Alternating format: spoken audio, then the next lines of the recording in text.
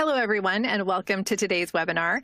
We will be discussing risk management from the contractor's perspective.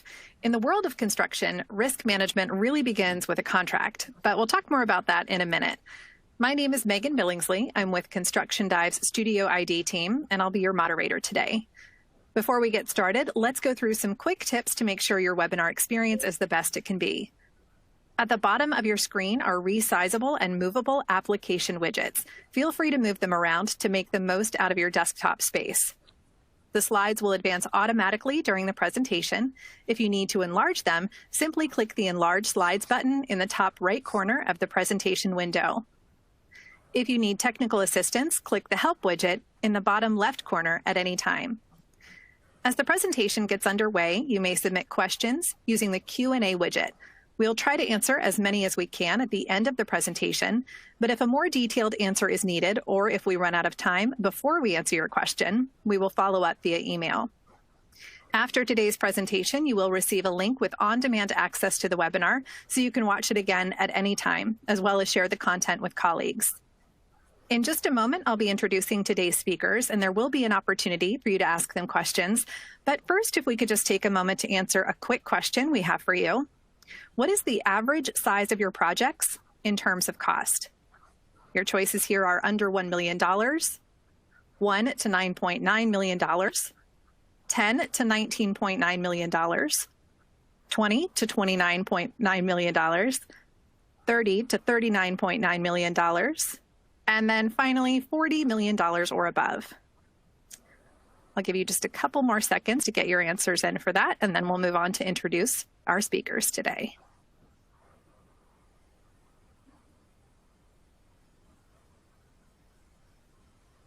All right, so moving into our main presentation, thank you for taking the time to answer that question. It will help us create informative webinar content in the future. So now to kick things off, I'd like to welcome Ken Cobley from the AIA Contract Documents program at ACD Operations, the co-sponsor for this webinar. Ken, thank you so much for joining us. Could you tell our audience about AIA Contract Documents? Sure, and good afternoon, everyone. So AIA Contract Documents are developed with the input from a wide range of industry representatives. We get input from owners, contractors, attorneys, architects, and engineers. The AIA Contract Documents have been produced and published for over 130 years now. And it started in 1888 with a simple owner-contractor agreement, and we've now grown to offer over 200 contracts and forms that are used across the wide variety of delivery models in the construction industry. And those documents are key, those contracts are key to define the relationships and the terms that are used across the industry, both in the design side and on the construction side of projects. One of the key components to the development of the AIA contract documents is the AIA Documents Committee. And that committee is comprised of roughly 35 practicing architects from around the country, and those architects represent diverse practices. Some of them are from some of the largest AE firms in the country, and some of them are sole practitioners, and their offices are East Coast, West Coast, South, Southwest, middle of the country. And we do that to try to get a blend of perspectives. During their voluntary 10-year commitment to the program, they bring to bear all of their experience to help us develop what we hope the industry continues to perceive as fair and balanced documents that represent sort of the mainstay, the standards in the industry when it comes to practice, roles, and responsibilities.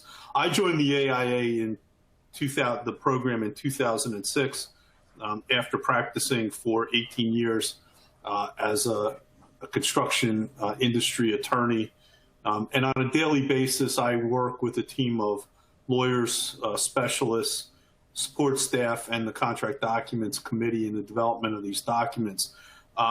As I mentioned, in addition to the Documents Committee, we rely heavily on industry liaisons. We get feedback from attorneys, particularly members of the ABA Forum on Construction Law, the American College of Construction Lawyers.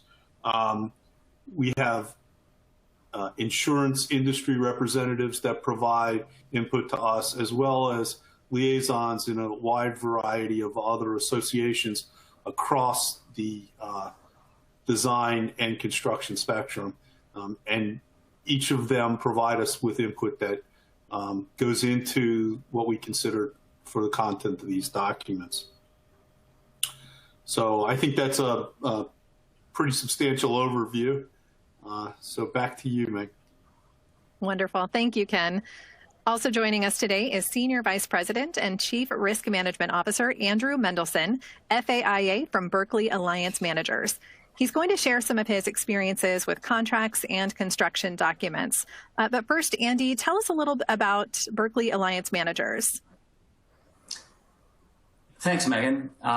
Berkeley Alliance Managers was established in 2013 as Berkeley Design Professional by a team of insurance professionals who know and understand design and construction. We added our Berkeley Construction Professional division in 2015. It's a group headed up by some very experienced construction professional underwriters. We continue to have these individual company identifications, but we consolidated our branding under Berkeley Alliance Managers in 2017.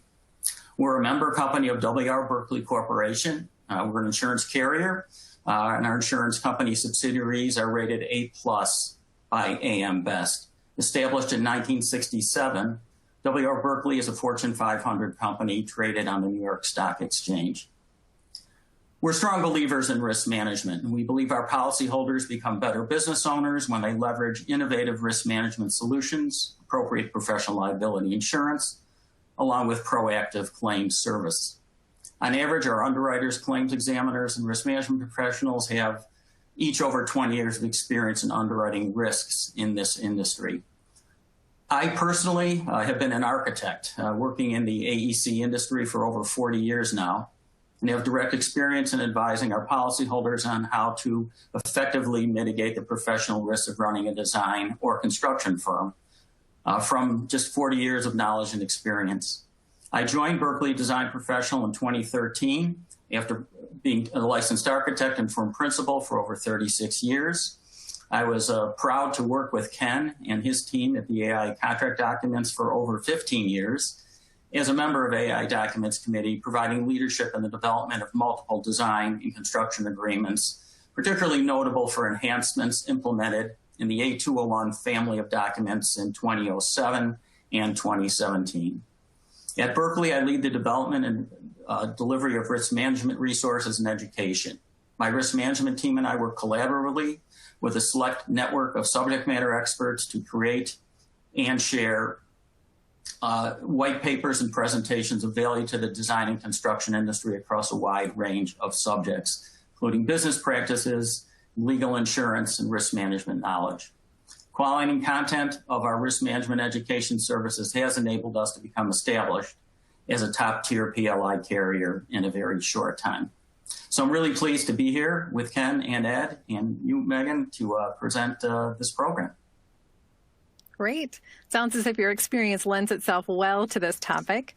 And now to meet our final presenter, Edward Chicarelli. Edward, tell us a little about you.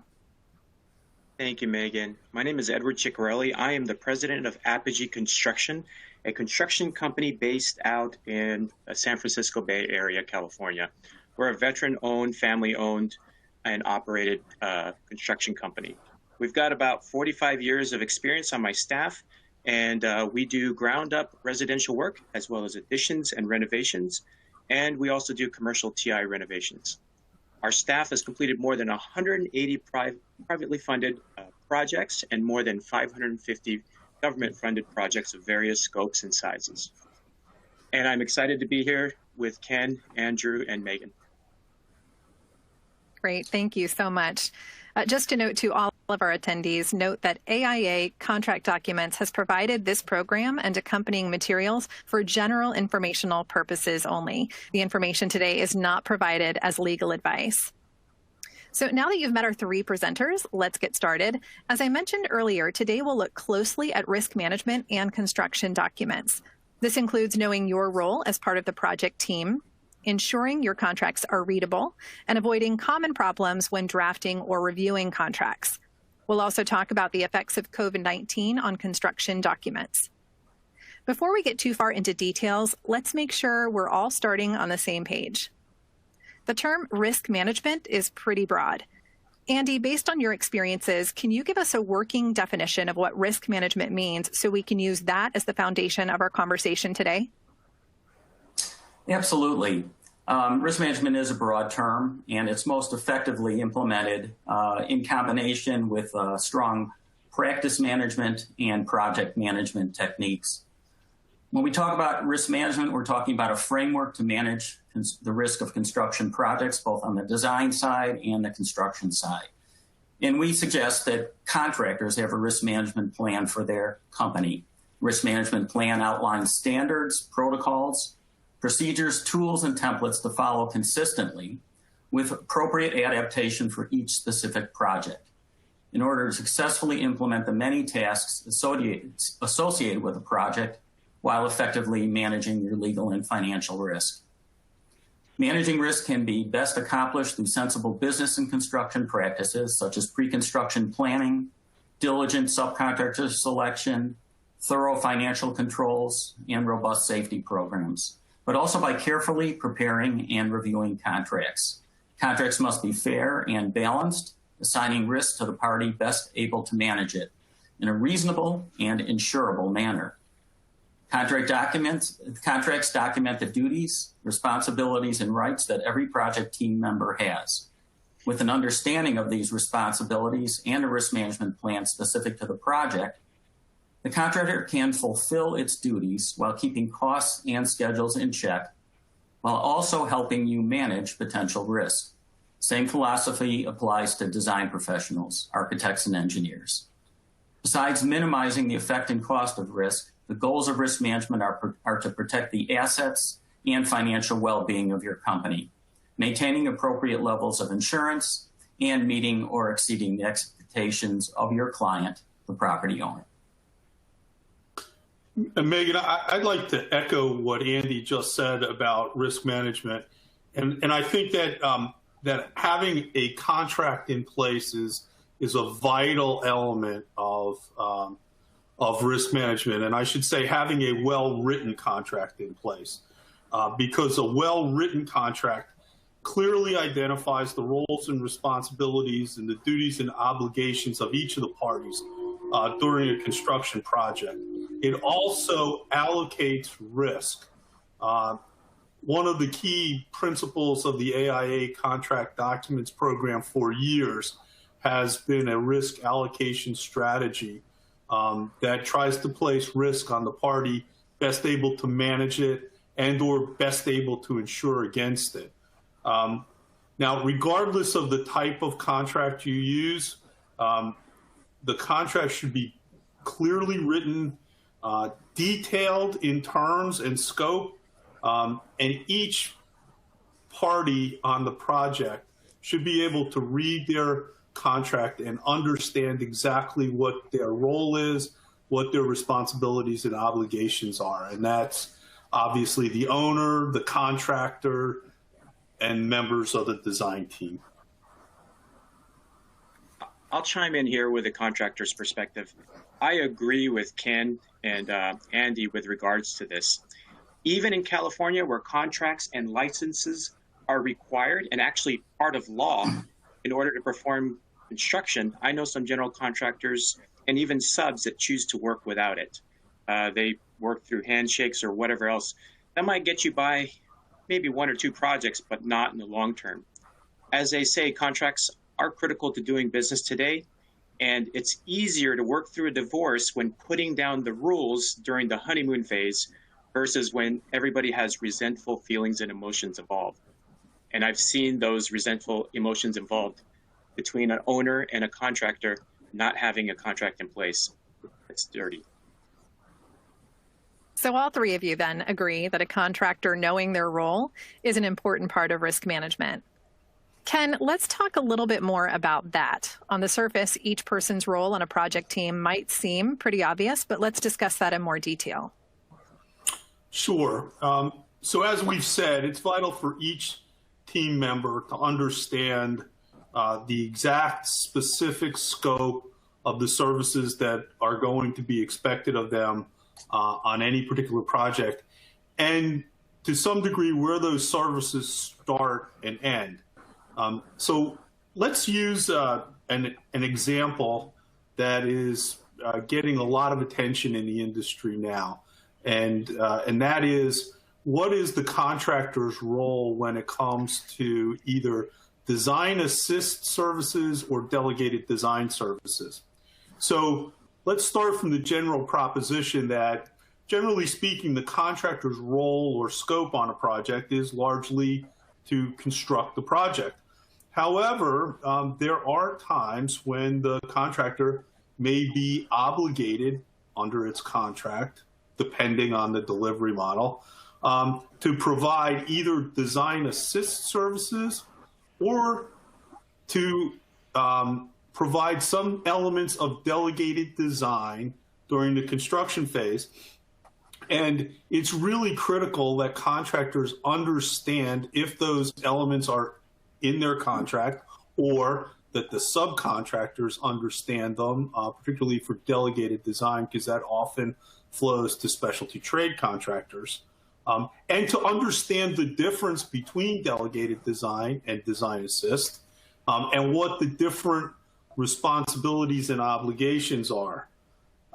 So design assist occurs when the contractor or their trade partners provide some sort of information about the proposed design that helps inform the design obviously in the design development phase. So those types of services can include things like constructability review, cost estimating, those kinds of things.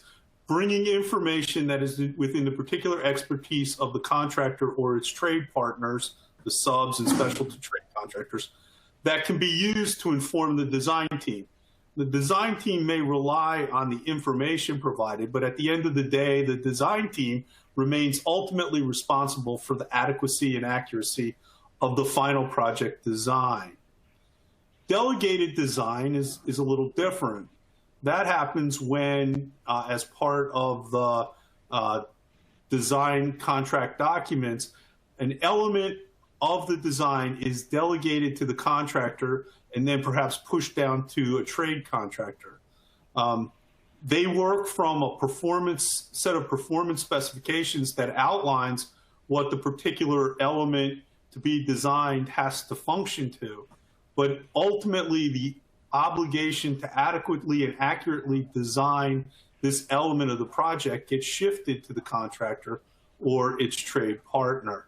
And so you can see there is a difference in terms of risk and the reliance that other parties are going to have on that element of design. Fire protection systems, curtain walls, those kinds of things are pretty common examples of delegated design situations. So again, depending on what the terms of the contract are, depending on the delivery model that's being utilized, you may have an element of design assist services. You may also have an element of delegated design services occurring at different points of the project and providing the contractor with different elements of risk that it must address adequately, because a bad design can create real problems. Team members also need to understand not only what's in their contract, and this is addressed to subcontract level participants, but you you do need to know what's in the prime contract of the party above you. So subs should have a sense of what's in the owner contractor agreement because oftentimes obligations that the contractor has is going to be flowed down to the sub, and so they need to understand what those obligations are and how they get flowed down and what their responsibilities are that are getting flowed down, if any. And in a broad sense, I think it's also very important that all parties work with coordinated contracts. The owner and contractor should be concerned about whether or not the owner-architect agreement is coordinated so that whatever the owner-contractor agreement says about the services to be provided by the architect, there is a corresponding obligation in the owner-architect agreement to get those services. So if the contract between the owner and the contractor states that the architect will handle A, B, and C, does the contract between the owner and the architect say that same thing? That's really important, and that's what you need to watch out for. That's really solid advice, Ken. And you mentioned design delegation. That's a core element of why contractors need professional liability insurance in most situations. But what's driving this is really understanding the contractor's role on the project team and how the project is delivered, the construction delivery method. Is it design, bid, build? Is it construction manager as an advisor or construction manager as a constructor? Is it design, build? And when you get into these construction management forms and design build forms, those parties, the construction managers and the contractors leading design build, have enhanced responsibilities. And so the delivery method can change or influence the contractor's roles and responsibilities, and also change which parts of the process a team member is involved in. So the contractor's knowledge of their own role as well as the role of the other project team members is essential. That makes sense, Andy. Thank you for adding that on there. So we have established that knowing your role is a good early step in managing risk and successfully kicking off projects. Let's talk ensuring clear and unambiguous contracts. Well, we could talk about this topic for days, and we don't have that time here. So let's just try to touch on a few high-level concepts and some important points for contractors to consider. Many of those points have to deal with whether you're drafting a contract or whether you're reviewing a contract. The first thing is, when you pick up a contract, you want to be able to read it and understand exactly what it is expected of you as a project participant.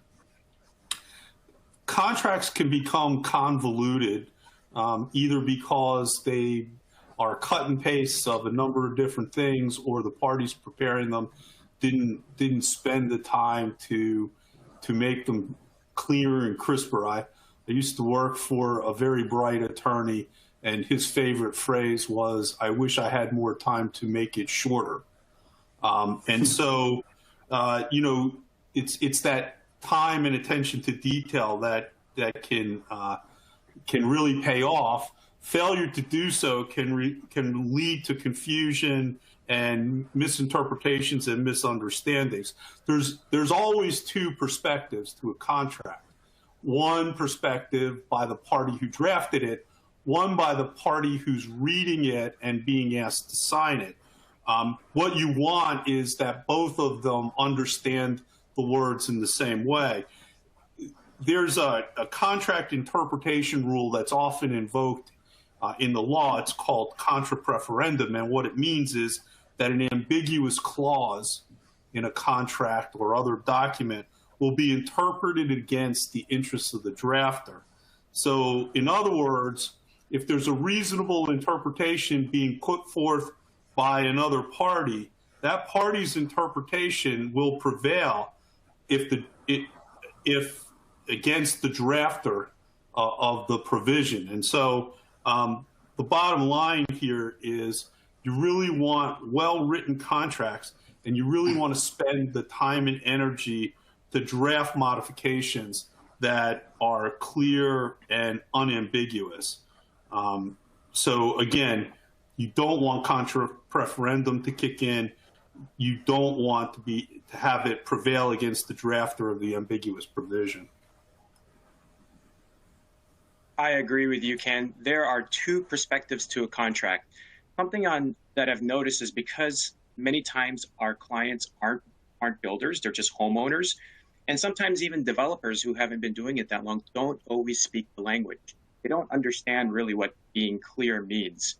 The language in their contract might be clear to them, and even the language in our contract might be clear to us, but the other, vice versa, they may not understand what that means. An issue we ran into in Apogee's construction contracts had to do with the definition of all finished materials. I had a client come to me and say, I want to provide all finished materials. Well, to me, all finished materials is everything basically that your eyes touch when you look at a building, right? The owner construed it to being interior finished materials only, right? So questions about this come up from our customers all the time. What is considered finished material? It could mean different things to different people. Are roofing materials finished material? Is stucco, is concrete, for garage slab? The client in this case wanted to provide all the finished materials, but didn't really understand what they were getting themselves into. After trying to explain this with clients on what the term meant, we decided to consult with our attorney to help us better define what finished material meant. And of course, in order to provide our perspective as well as them being able to look at it on a client's perspective. That's a great point about contract readability, Edward, and the potential for misinterpretation. So that leads us into another interesting topic about risk management and construction documents, how to avoid potential problems just like the one you just mentioned. So Ken, Andy, and Edward, share with us some ways that common problems can be avoided in contracts. That's a great question. I would start by talking about problem clauses. And there are a whole host of problem clauses that appear across the spectrum, but I'll give you an example from the design side of contracting.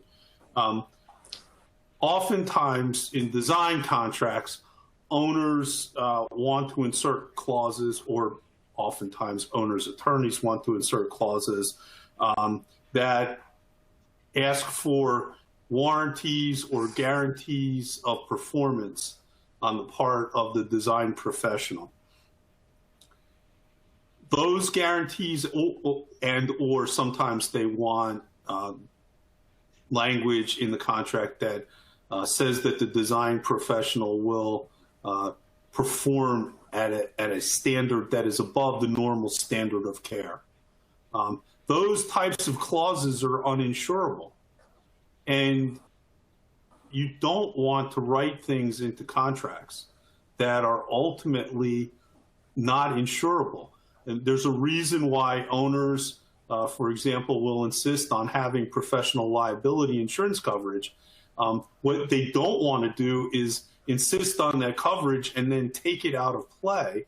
And you certainly, perhaps as a design professional or someone with design responsibility that has professional liability coverage, you don't want clauses in your contract that are going to take the insurance off the table. It's there to help with risk mitigation.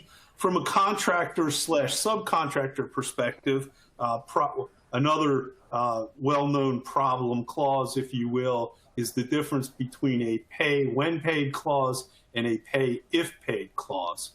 Pay when paid generally says that the contractor will pay the sub when it's paid by the owner or within a reasonable amount of time after invoicing.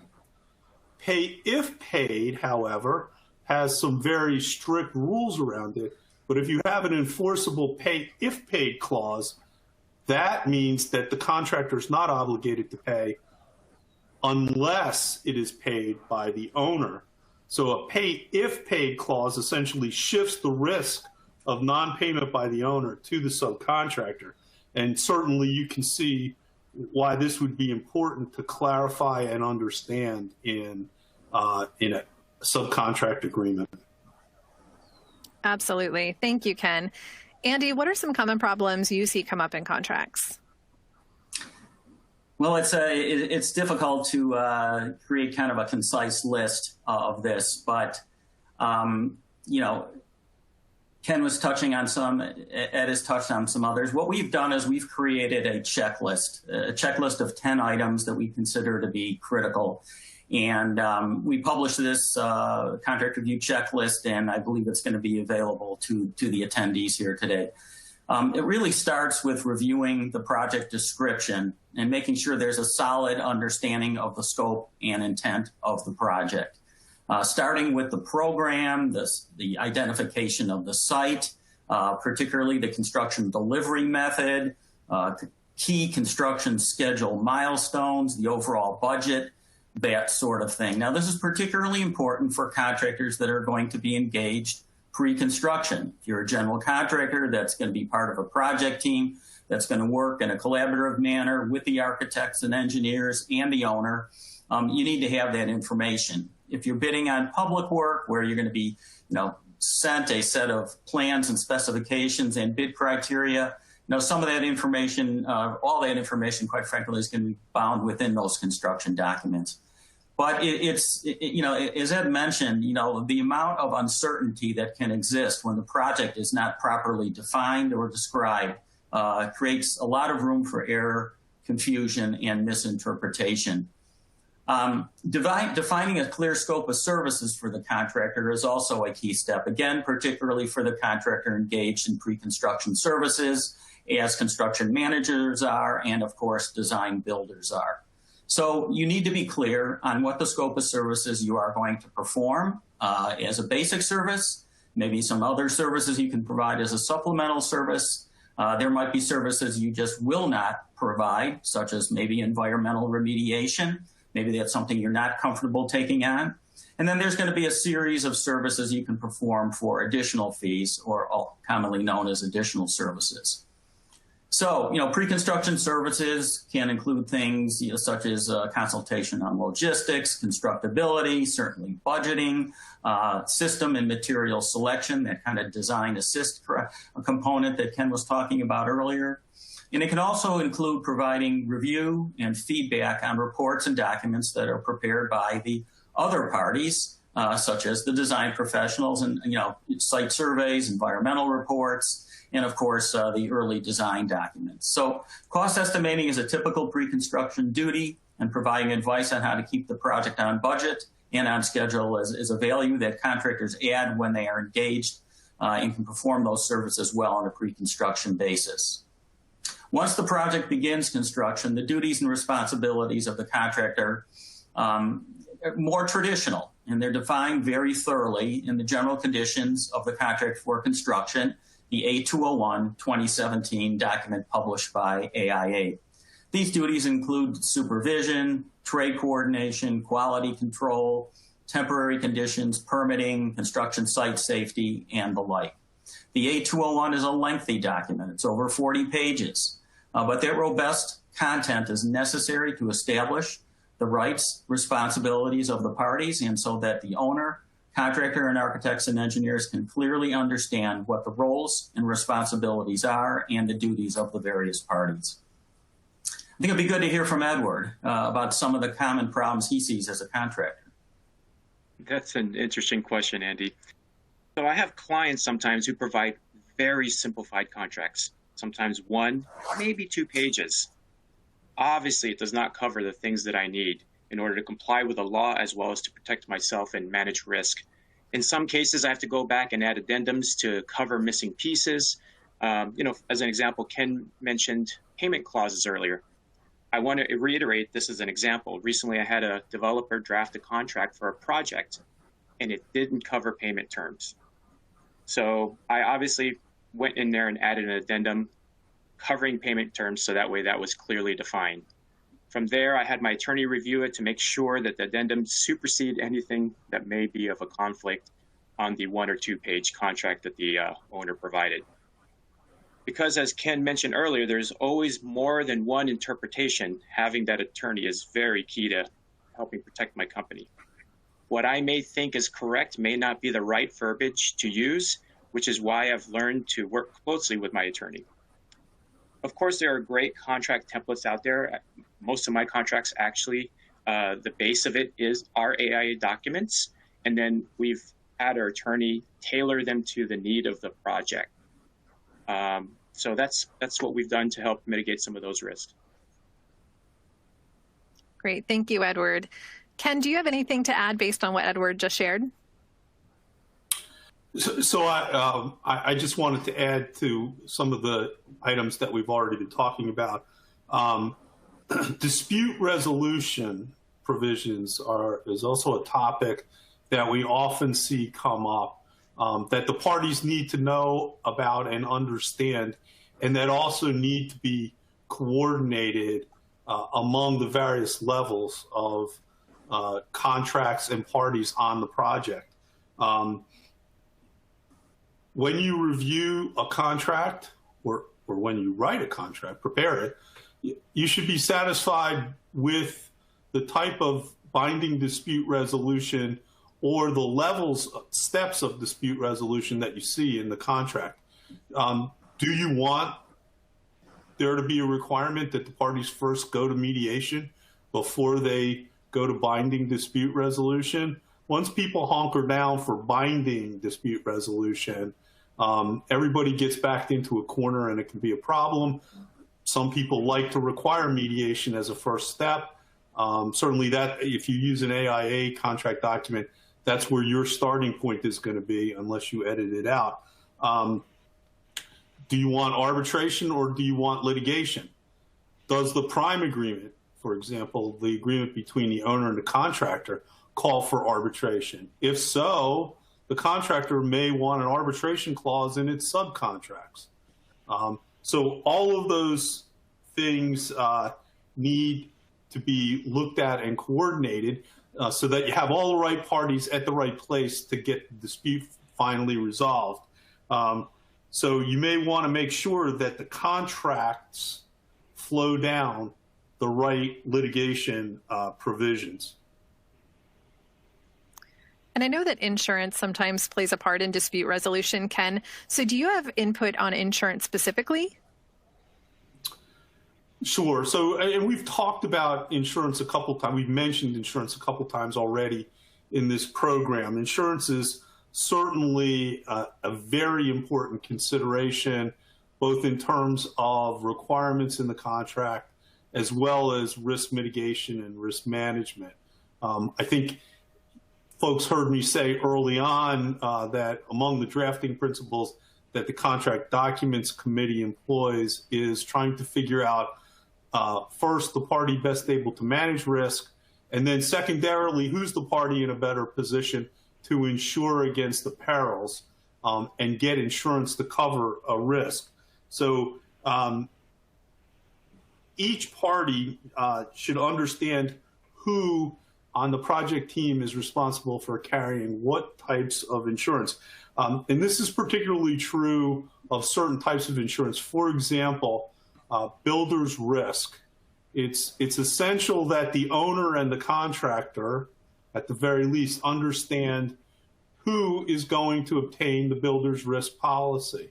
In the past, most often, owners have relied on, owners have been responsible for obtaining builder's risk as a property coverage. However, we are starting to hear that for whatever reason, and it's beyond me to figure this out, oftentimes it is less expensive for the contractor to get the builder's risk policy than the owner, but builder's risk is an absolutely critical coverage on a project, because if a catastrophic event happens and a portion or all of the project is destroyed, it's going to be the builder's risk policy that everybody looks to make the owner whole and hopefully rebuild the project to a point where work can continue and finish.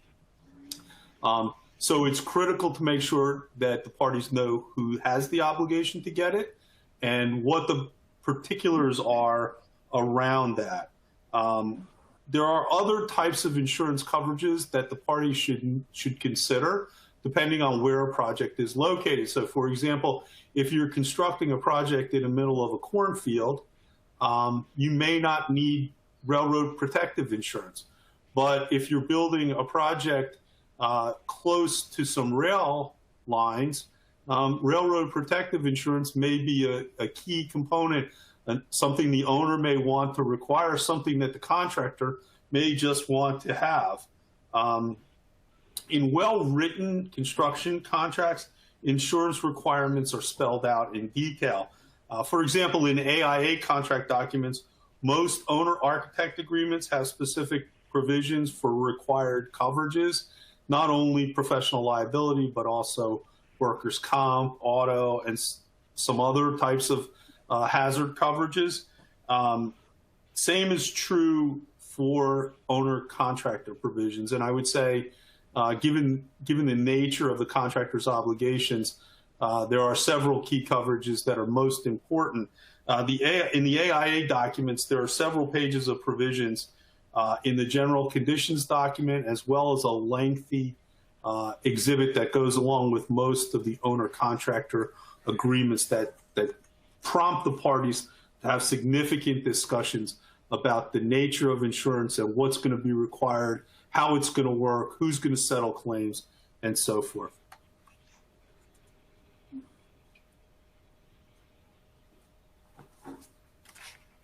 So I think for the majority of what we're talking about today, Megan, I think everyone will notice that construction claims often include three basic factors: lack of clarity in contract, failure of communication amongst the project team, and insufficient documentation of the project record.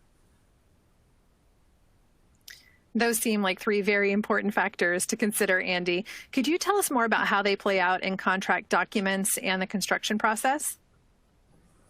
Well, I think it's important to understand that communication and documentation are factors in virtually any type of design or construction claim. Unmet expectations oftentimes create more claims than an actual technical error or omission in design documents or an actual failure to construct a project in accordance with the contract documents. So to combat or to be proactive relative to the subject of communication documentation, we recommend that the contractor, as well as the design professionals and owner, come to a joint agreement on a communication plan for each project. Outlines when the project team's going to meet, when and why special meetings might be required, if there's milestone presentations to stakeholders, particularly at the owner's side, or public hearings that will occur. Communication keeps everybody up to date on progress, potential delays, and how those delays may affect the project. And delays are very important to be communicated and documented in real time as they happen. And this is something that we've really been experiencing over the last 15 months or so with COVID-19, given all the delays that have occurred in the supply chain, the availability of public officials to do site inspections, the ability to get to a project site, all kinds of different factors. So we know that the contractor is obligated to meet schedule requirements and finish by a certain date once construction begins. But that doesn't mean there can't be some things that can occur that are beyond their control, and there might be contractual relief for it. So 3 months into a project, as an example, you can't suddenly say that the city's office staff wasn't set up for a digital plan review during the early stages of COVID-19 when you knew that was going to be a factor right at the get-go. However, when it wasn't known, you need to identify this as an issue, communicate it with other members of the project team, and hopefully, if your owner is a reasonable party, come to a reasonable agreement on what the extension of time can be, and if necessary, compensation for the various parties. So again, contemporaneous communication is important as they are happening, not days, weeks, or months after the fact. You make a very good point there. Communication can really make or break a project. Communicating early and often is something that we hear about a lot. Yeah, there's also the factor of making decisions along the way. Construction projects have, hundreds, if not thousands of decisions that are made both in design and in construction. And usually there's options that are considered. When you as a contractor are participating in that process in terms of the character of the design, the quality of materials or systems, it's very important that you have a record as to what you have presented to the client, what you've recommended to them, what the risks are if they do not go along with your recommendation, and put that into a document that everybody has and that becomes part of the project record. Things change, right? Memories fade. People leave their companies, and there might be an issue that comes up 2 years from now, and the project executive or project superintendent of your construction project isn't there anymore. The project engineer, project architect has left their company. So what do you have to look at? You have the project record, and it's very important that it be as accurate as it can be to help you through this kind of minefield that can occur as claims evolve. So, an example would be, mechanical systems for an office building project. There might be many different options for the type of air handler, the type of temperature control system. They have differing levels of quality, cost, and energy efficiency. Of course, you can't present something as a design professional, and a contractor can't advocate for something that doesn't meet code or standards, but there can be different levels of performance. And as the owner makes a decision on which of these levels of importance of performance they're going to select, say system A is the most expensive, but it offers the most energy efficiency and provides the best comfort level for occupancy. System B offers adequate performance, but it lacks capabilities in some of those aspects of temperature control, which might create discomfort during seasonal transitions. And System C, which barely meets code, but doesn't provide effective temperature control nor any reasonable degree of energy efficiency. So as the decision-making unfolds, of course, we're going to suggest you advocate for System A, but it's important to clearly document what you recommended in the decision being made by the owner. It's their building, and ultimately it's their decision. That way, if the decision is ever questioned in the future, you can go back to the documentation that you have and know exactly when, why, who, and how that decision was made and why it happened that way. When it comes to reducing risk, I think we can talk about this topic for days and not run out of topics to talk about. So for my company, Apogee, right now, many of our processes and best practices have been in the project manager's head or my head. And the problem with that is it makes us a single point of failure. To reduce risk, I've started flow charting and near complete my whole business, from acquiring a customer, going through that process, design, build, reviewing contracts, construction management, all the way down to turnover. While these things may not necessarily make their way into the contract, it helps us do several things from a risk management perspective. It allows us to make sure everyone follows the same steps, continuity. It also allows us to step back and analyze what we may have been missing, as well as identify parts that can be automated for continuity and streamline. As part of documentation, we also put together checklists. Checklists are very important. While we are all experts in reading contracts and understanding what they are, sometimes we forget. An example of one of the checklists is I have a checklist that says, what is the type of contract? Is it a design build, design bid build? Is it a build? Is it a GMP? Is it a cost plus or lump sum? Whose contract template is used? If we're using the client's contract template, then the checklist becomes even more important to ensure that we have all the clauses that are in there. Everything from project funding sources, because we have to notify lenders, standard California notices such as notices of licensure, 3-day right to cancel, notice of lien, etc. Start-stop dates, owner-provided materials, which we talked about earlier, fully defining that, including the estimate and detailed allowances and what happens to any allowances unused.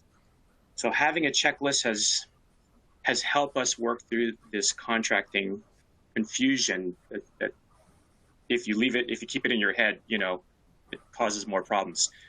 So So those are some of the checklists that we've implemented in our organization. Thank you, Edward. That's great insight into how you're handling documentation. Andy, a few minutes ago, as you gave examples of why documentation is important, you mentioned COVID-19.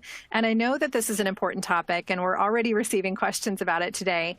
How have you all seen the pandemic affect contracts?